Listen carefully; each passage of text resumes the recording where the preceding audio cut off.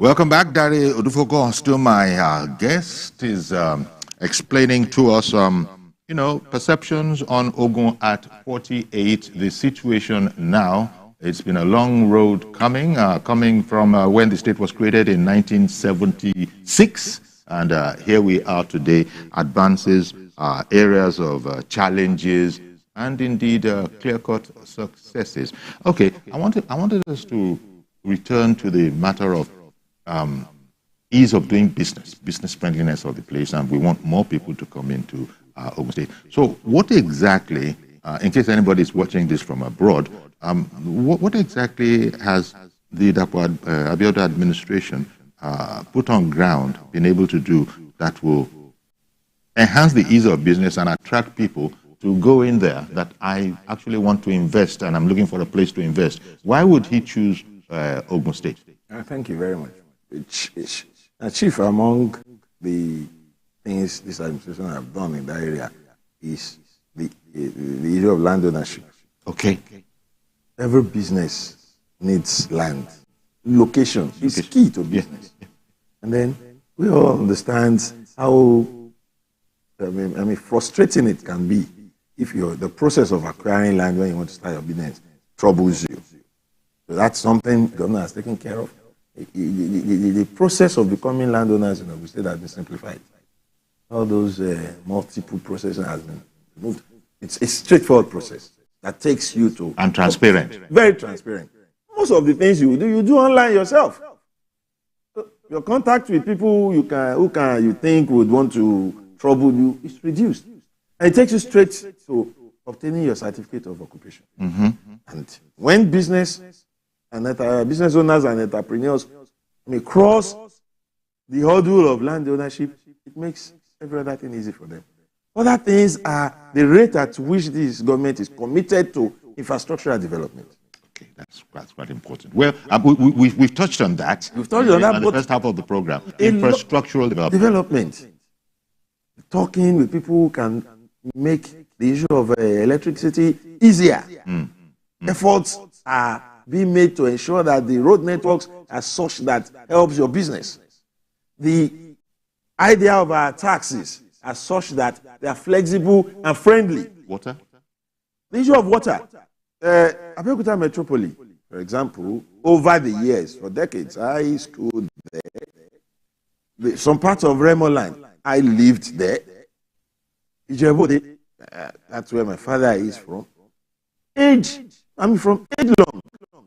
The issue of water scarcity has been there. However, it is because what has been done in the past, all this year is what you call palliatives to solve those problems. This administration is currently has been confronting the issue of water scarcity in these identified areas in a manner that permanent solutions seems to have come. Okay. For example, when you talk about key areas in Abeokuta that have been suffering water, now people are calling into the radio programs and television to say, thank you, Governor Dapo Abiodun, for addressing an issue of water shortage. Okay, so, I'm going to come back to that because I don't want to keep Mr. Bankole, who called in from Badagry, waiting. Good morning, Bankole and Badagry. Good morning, sir. Thank you for calling in. Yes, sir. I want to ask the gentleman on the studio some questions. Yes, sir. Sure. Now, yes, the question I want to ask is this: why has the entirety of Yewa, so the entirety of Yewa, why is it exempted from the development plan of Ogun State? Okay, that's short and sharp and sweet. Let me give it to him. He is saying that Yewa is being discriminated against. We are all humans.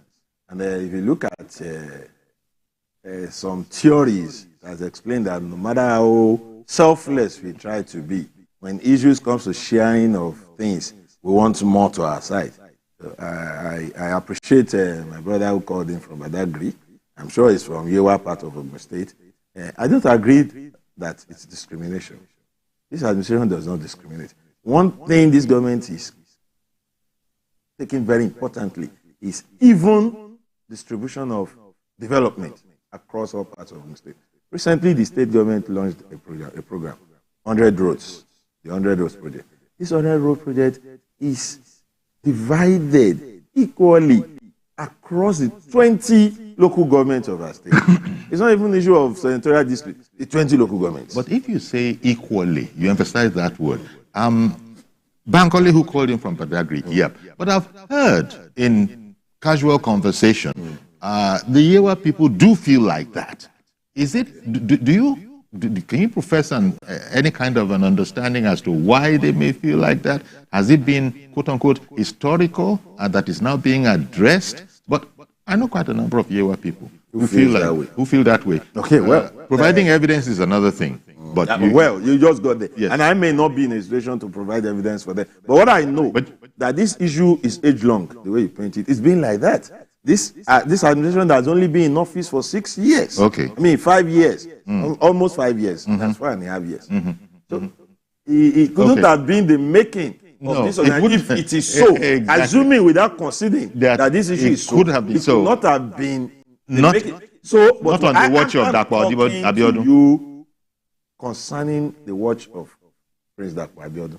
Okay. One more question from, and it's going to come from Mr. George in Ikeja. Good morning, Mr. George. Good morning, Gary. Yeah. And good morning to Mr. Odufowokan. Good morning, Mr. Odufowokan, I used to enjoy your articles in the Nation newspaper. Thank you, sir. And I've been missing it since you left. I want to bring to your attention you are talking about infrastructure development in Ogun State. Yes, it's good that someone like you is now talking for the state. Yes, sir. Please, Akute and Ajuwon area, they are regarded as Ogun State. I used to live in that area before. I ran away from there because of bad roads. The roads in that area are like the roads in hell. And I'm talking about 15 years ago. If you still go there today, the situation is the same. During particularly Amosun's first term, he started to build the Alagbole Bridge. And he didn't take it beyond the foundation level. As we speak, the bridge is still like that. What I wanted to find out from you, is it possible for Ogun State government to cede these areas to Lagos State? Because most of the residents in these areas, Lambe, Ajuwon, Akute, and all that, they work in Lagos. But Lagos cannot develop that area because it is called Ogun State. They are at a dilemma. Please, can the Ogun State government, can you either pay attention to these areas or cede the areas to Lagos? This is the question I want you to take to Governor Abiodun. Good morning. Okay. Good morning, Mr. George. Yeah, thank you very much. I will take your question to the appropriate court. But let me also tell you that this administration, he said in the last 15, 20 years, yes, leave the place. Age-long issues. These problems that have accumulated over 20, 30 years cannot be solved just in a day. And that's why I know very well that the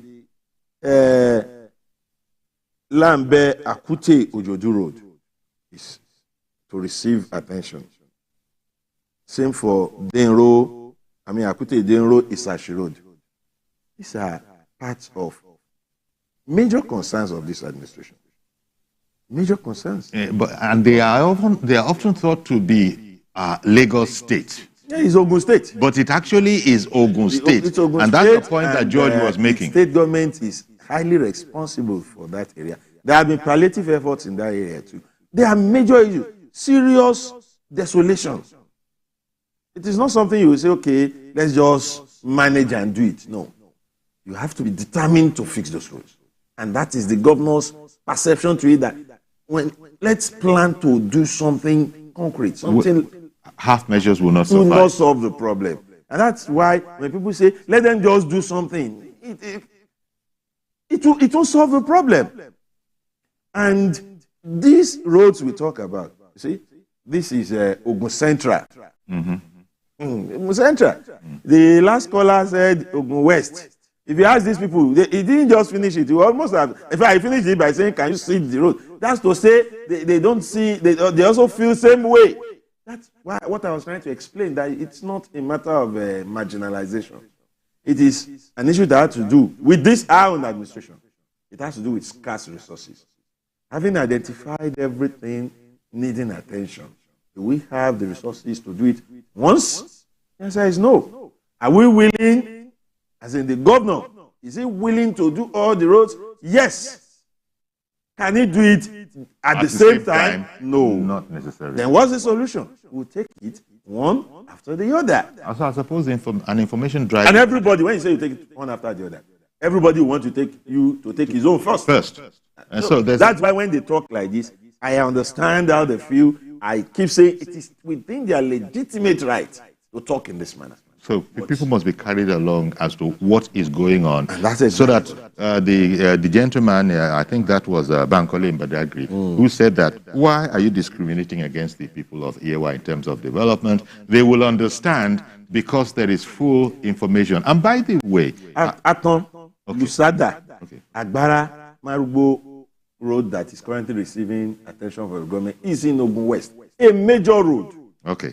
The Agbara axis, where the governor is concerned and is working hard to ensure there is alternative electrification and power supply, is in Ogun West.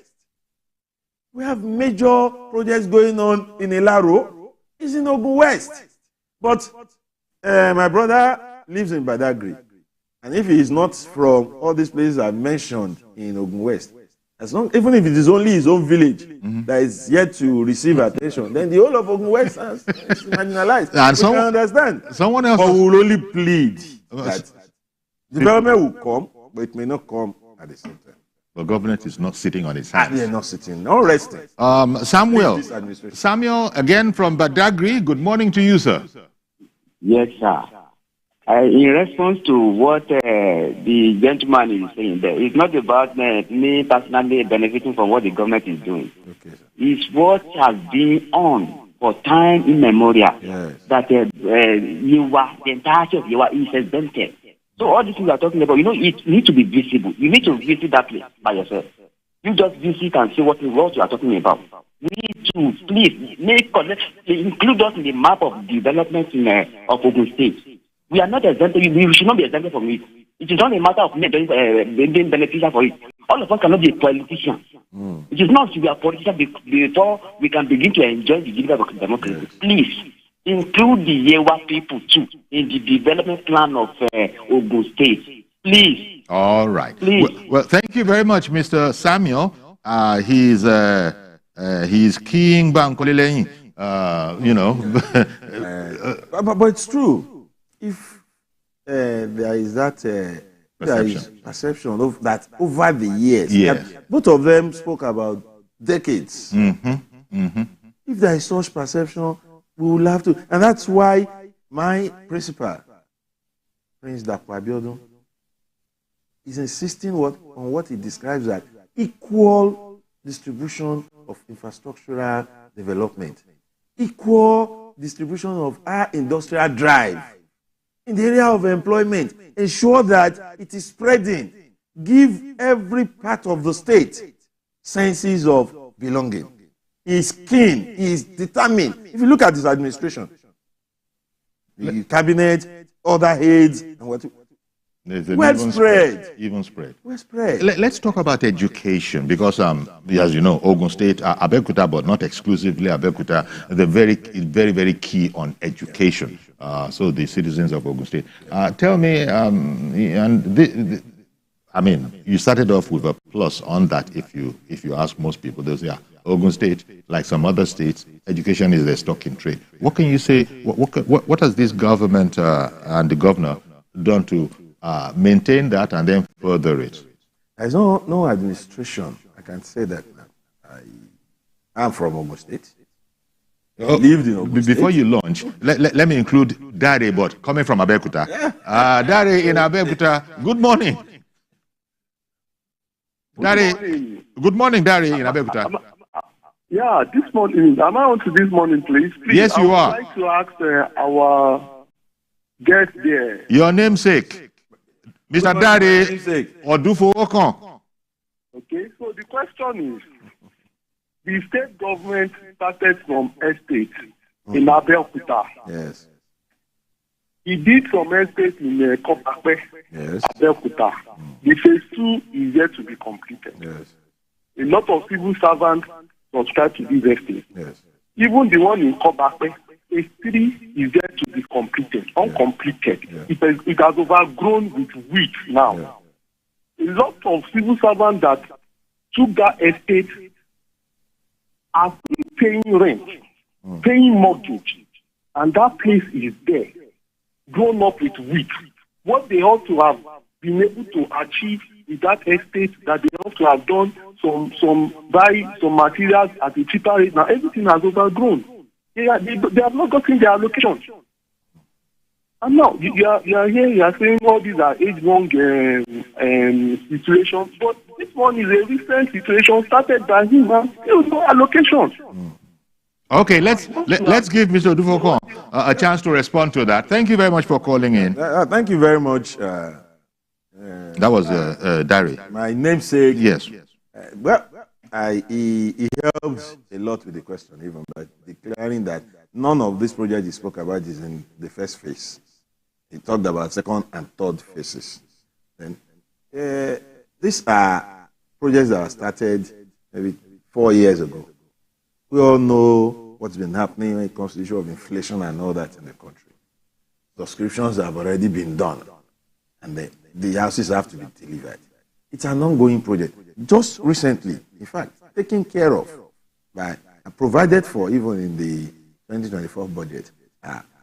This project is talking about not less than about 100 units of housing, and they are marked to be completed at the PMB estate, that is the President Muhammad Buhari estate. And then about 235 units. Work have started on that at Kobakwe, where I mentioned. So I will plead with him. Okay. A little more patience. Just the same way the earlier phases were completed successfully, the others will be. Okay, he's talking about the pace. He thinks that, but then We are not talking about 50 units, 20 units of housing. He didn't speak about that. This is a massive number of housing units. Indeed, So indeed. for PMB, 100 units is the next phase. For Kobakwe, 235 units. And this won't be the last. After that, there will be phases. So you'll understand where you are going to construct such large number. Indeed. The idea. And then the inflation that has hit town, materials, You can't and all call of the that. subscribers back No, and start. exactly. So that's a And problem. this inflation was not foreseen. But the administration is committed, bringing in resources to say, look, it is for our workers. It is for our people. We must forge ahead with it. You were going to talk about education, and Yes, and then he came in. He called in, and even now, Mr. Wolabi in Agege has called in. Go ahead, Mr. Wolabi. Hello, I want to talk to your guest. Yeah. I want to ask about Imala town. Yeah. The road where Awolowo drew for us. This Awolowo right there. People, the man we are talking there now, you don't know where they call Lumala. And all they are giving them their vote every 4 years. How did you arrive at that conclusion, Mr. Wolabi? How can you say he doesn't know what you are talking about? Hello, sir. Ask him. I will answer you. I've been to Imala not less than 6 times. My Egbon, the Malian boy himself, Egbon Adebayo, there is nothing he's doing. He's listening to us, I'm sure. There is nothing he's doing in Imala that I don't follow him to go and celebrate. Even when he started the Imala Day celebration, I was there. So you goofed there, but I will answer you. All right. Okay, Mr. Wolabi, let him respond to one of the things you said. Yeah, well, he spoke about road. It's what we've been talking about. Indeed. They had a road now in bad state. He feels that the government ought to have done it immediately.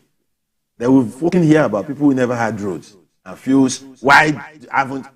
So you begin to wonder that, like my principal would say, I wish he can just conjure so much resources, so much money, and he will just decide that every road. Yeah.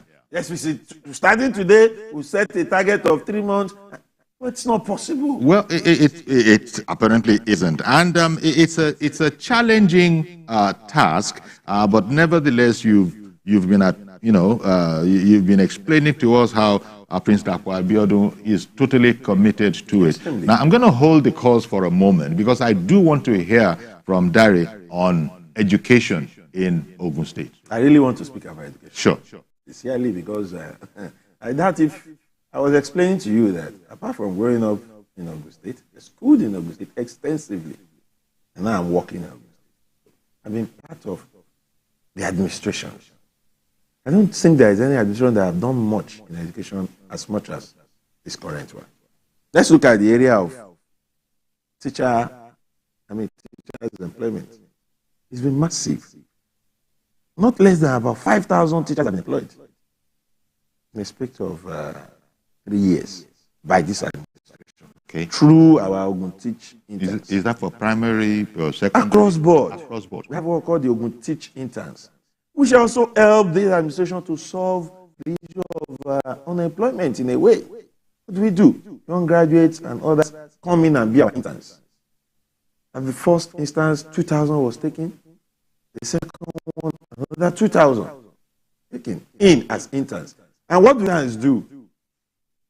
Interns, you teach. They collect money. They are paid. It's just that they are not immediately civil servants. Okay. So last year, 3,000 of these interns were employed as full-time civil servants by the administration. 3,000.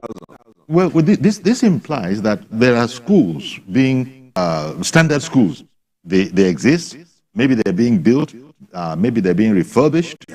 Talk briefly about that. Yes, a lot of it. And that's why you go to Ogun State, people will say what they enjoy most now are the yellow schools. What do you mean by yellow schools? The roofs actually are yellow. And they are everywhere. Mm-hmm. It is not about metropolis alone. Even in villages, in the grassroots, we are the issue of school and standard buildings. And then we have this massive drive for employing teachers, making sure that you don't just build schools, put the necessary human resources there. And so making 3,000 of them full civil servants as teachers. Then we employ another 2,000. And then currently, the Ogun Teach intern recruitment is on. So in the area of it, then you look at our universities, relative peace. Even when ASU was on strike nationwide, our universities were not on strike because their argument was simply they don't have any reason to go on strike. Mm-hmm. Then the issue of Ogun State Polytechnic, Polytechnic, that raged all through the last administration.